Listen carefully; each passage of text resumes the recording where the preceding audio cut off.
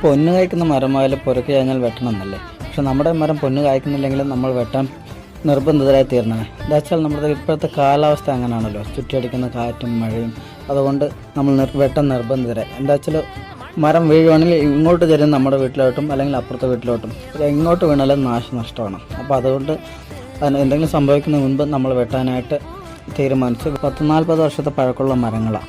പക്ഷെ എന്ത് ചെയ്യാനാ, വെട്ടേണ്ട അവസ്ഥ വന്നു. ഒരു കാര്യം അറിയാമോ, വേനൽക്കാലത്ത് ഒരു ചെയറെടുത്ത് നമ്മുടെ മുറ്റത്തിട്ടിരുന്നാലുണ്ടല്ലോ നല്ല ഉറക്കം വരും. അതുപോലെ നല്ല തണല, വീടിന് ചുറ്റും മരങ്ങളായതുകൊണ്ട് നല്ല തണുപ്പാണ് വേനൽക്കാലം. നമുക്ക് ചൂട് അനുഭവപ്പെടില്ല, അതുപോലെ നല്ല തണുപ്പാണ്. ഇനിയൊരു മരം ഇതുപോലെ വളർന്നു വരുന്ന അത്ര ആവശ്യം നമുക്കുണ്ടോ, നമുക്കല്ല എനിക്കുണ്ടോ എന്ന് പോലും അറിയുന്നില്ല.